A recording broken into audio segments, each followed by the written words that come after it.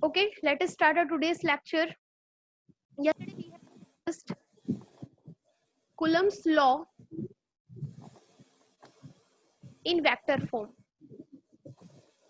ठीक है? And we have shown in the result that force on charge 1 by charge 2 is equal and opposite to the force on charge 2 by 1. ये हमने देख लिया था. And we have also discussed some of the characteristics of Coulomb's force या electrostatic force. We have also done the difference between Coulomb's force or electrostatic force and gravitational force, and we have discussed some of the characteristics of Coulomb's force. Today we will discuss about the principle of superposition. आपको पता है in Coulomb's law we study the force between the two charges. Suppose this is one charge and this is another charge. This is charge q1 and this is charge q2, and this is joining the two charges. So suppose these two charges are of same polarity. That means अगर इसके ऊपर charge positive है और इसके ऊपर भी charge positive है, या फिर इसके ऊपर नेगेटिव है या फिर इसके ऊपर भी नेगेटिव है, इन दैट केस ये दोनों चार्जेस एक दूसरे को क्या करेंगे, रिपेल करेंगे. अगर यहाँ पे suppose this is positive and this is negative, इन दोनों की जो पोलैरिटी है that is opposite polarity, in that case the force of attraction will be there between the two charges. ठीक है, ये हमने स्टडी किया था कूलम्स लॉ के अंदर. Today we are studying the principle of superposition. Superposition क्या है कि अगर एक चार्ज के ऊपर अगर बहुत सारे चार्जेस अगर फोर्स लगा रहे हो, इन दैट केस क्या होगा. बेटा प्लीज अपना माइक ऑफ कर लीजिए. मैम सुधा का ऑन है शायद. कोमल आपका अभी, हेमलता आपका ऑन है शायद. हेमलता स्टिल कनेक्टेड नहीं है. हेमलता और कीर्ति आपका भी माइक ऑन है. आपके सराउंडिंग से भी जो आवाज है वो आ रही है बेटा. प्लीज माइक को ऑफ कर लो.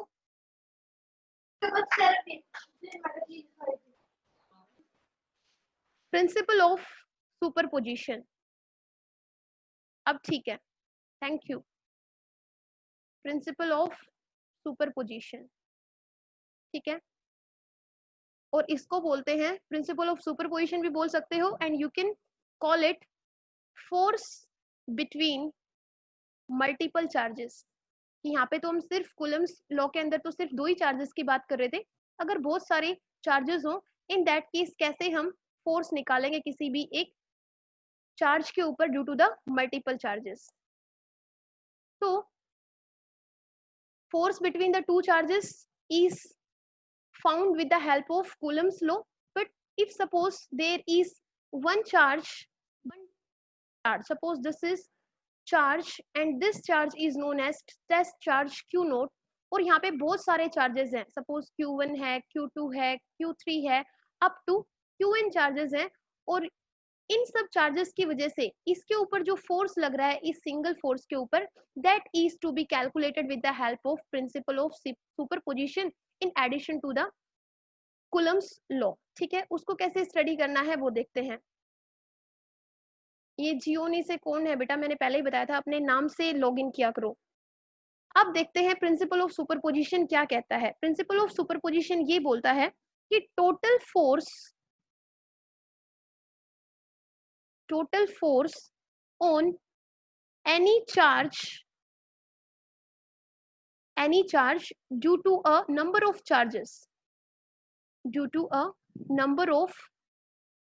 other charges, और वो अदर चार्जेस किस पे होंगे, रेस्ट पे. ठीक है, is the vector sum of all the forces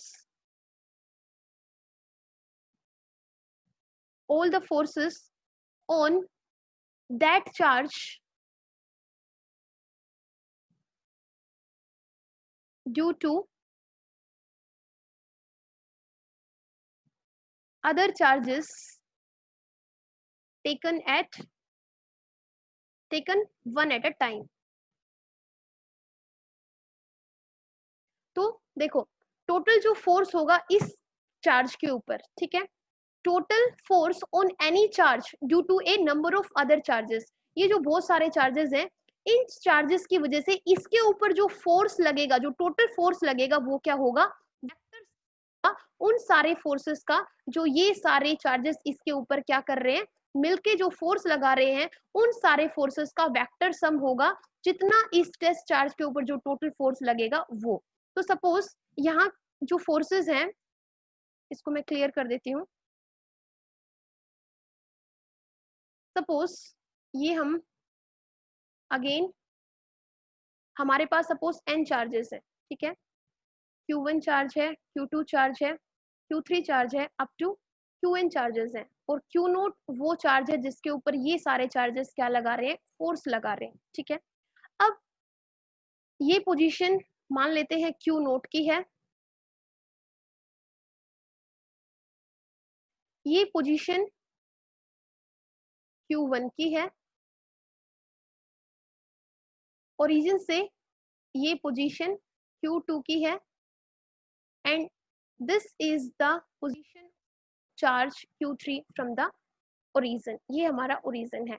अब ओरिजिन से the position of this charge is given by position vector r1, the position of this charge Q2 from the origin is given by position vector r2, the position of this charge from the origin is given by position vector r3, and the position of this test charge from the origin is given by the position vector r naught, ठीक है। अब ये सारे charges हो गए from the origin, इनकी position is given by these position vectors. अब आपको पता है ये जो Q1 है, इस Q0 के ऊपर जो फोर्स लगाएगा, सपोज अगर सेम पोलैरिटी ही ले ले Q1 और Q0 की, तो उस केस में ये तो हो गई line joining the two charges. तो अब ये Q1 है, इस Q0 के ऊपर जो फोर्स लगाएगा वो कुछ ऐसे लगाएगा, ठीक है, और इस फोर्स का नाम होगा force on charge Q0 by charge 1। I hope I am clear. जो ये Q2 है, ये इस Q0 के ऊपर जो फोर्स लगाएगा, पहले तो इन दोनों को ज्वाइन कर लेते हैं। So we have joined these two charges with a line. तो ये जो Q2 charge will apply a force and on Q0 along this, इसको मैं थोड़ा लॉन्ग ले लेती हूँ, and the name of this force is force on charge nought by 2। इसको थोड़ा ध्यान से समझना है आपको, ठीक है। अब the charge apply force applied by Q3 on note, वो कुछ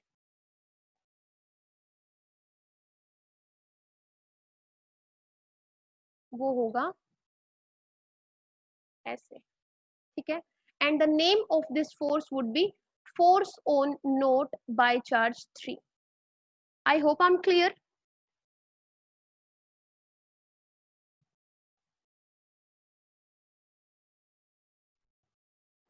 श्रुति आवाज बेटा किसी और के पास वॉइस क्लियर नहीं है क्या? श्रुति के पास वॉइस क्लियर नहीं है बेटा, माइक ऑन करके बोल सकते हो इस टाइम पे। क्लियर है सब?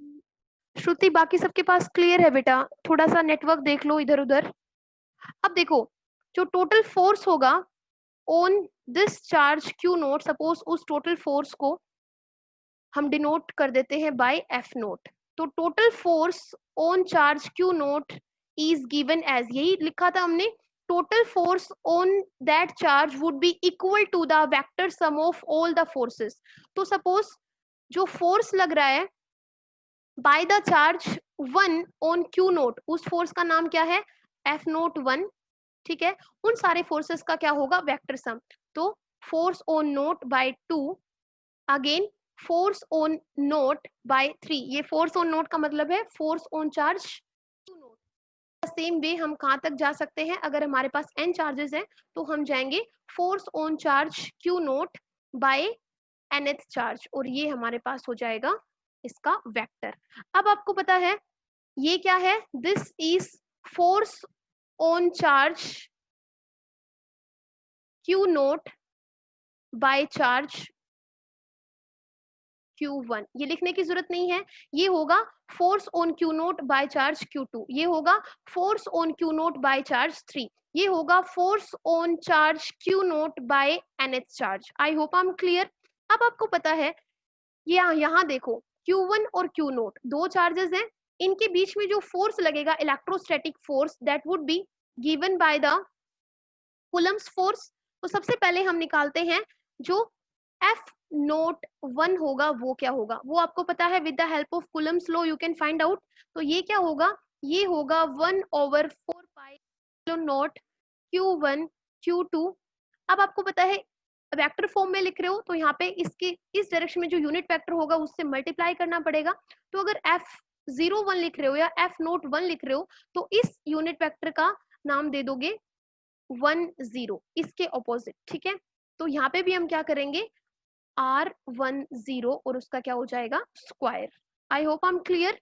Next in the same way F02 आप निकाल सकते हो, वो क्या होगा 1/4 pi epsilon note, this is Q1 Q2, unit vector से मल्टीप्लाई करेंगे, ये अगर 02 है तो ये होगा 20 अगेन 20 और ये होगा स्क्वायर। इस तरीके से निकाल लोगे तो जो F नोट है that is total force on this test charge Q nought, वो क्या होगा।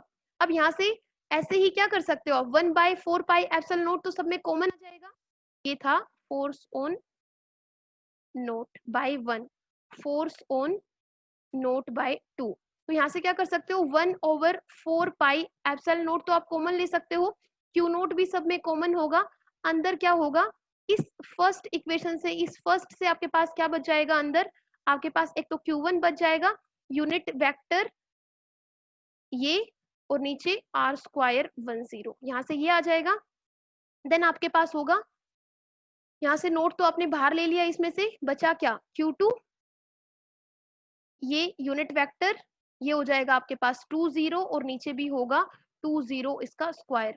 अगेन क्या होगा Q3 होगा, यहाँ से यूनिट वेक्टर ये होगा 30 और यहाँ से भी होगा R30 का स्क्वायर। इसी तरीके से हम जाएंगे अप टू Qn, यहाँ पे होगा Rn0 और ये यूनिट वेक्टर और डिवाइडेड बाय Rn0 का स्क्वायर, ठीक है।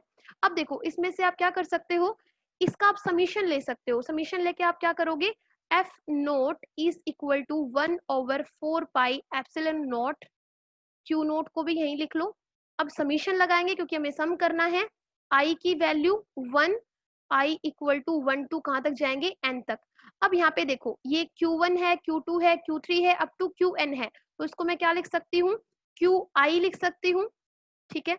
अब यहाँ पे देखो R0 तो सेम है, ठीक है, लेकिन R10, R20, R30, तो इसको हम क्या लिख सकते हैं यूनिट वेक्टर Ri0 लिख सकते हैं, या I note sorry it's note, ठीक है। 1 2 3 तो चेंज हो रहा है लेकिन नोट तो सब में सेम है, ओके। और यहाँ पे R² और यहाँ पे भी क्या है 1 2 3 चेंज हो रहा है, नोट सब में सेम है, तो दिस इज I नोट, ठीक है। अब आपको पता है इसको आप चेंज कर सकते हो यूनिट वेक्टर को, यूनिट वेक्टर का आपके पास फॉर्मूला है full vector divided by modulus of this vector. तो इसको आप चेंज करोगे तो क्या लिख सकते हो, इसको इस टर्म में लिख सकते हो, नीचे क्या हो जाएगा क्यूब हो जाएगा, तो इसको रिप्लेस करोगे तो क्या आ जाएगा F nought is equal to Q nought over 4 pi epsilon nought summation I equal to 1 to n, और ये क्या करोगे Qi तो Qi ही रहेगा, और ये आपके पास हो जाएगा क्या full vector Ri note divided by ये हो जाएगा R क्यूब, और इसका नाम क्या होगा I नोट। अब इसको आप चेंज कर सकते हो, कैसे, इसको आप लिख सकते हो Ri नोट को आप लिख सकते हो R नोट माइनस Ri, ठीक है। नीचे भी इसको चेंज कर दोगे तो ये आपके पास फाइनल आ जाएगा सुपरपोजिशन प्रिंसिपल से जो फोर्स होगा इस चार्ज के ऊपर, जो टोटल फोर्स होगा F nought that is given as Q nought over 4 pi epsilon nought summation I equal to 1 to n and this is equal to Qi, और इसको हम रिप्लेस कर देंगे by R nought minus Ri divided by R nought minus Ri इसका cube. So with the help of superposition principle we can find out the total force on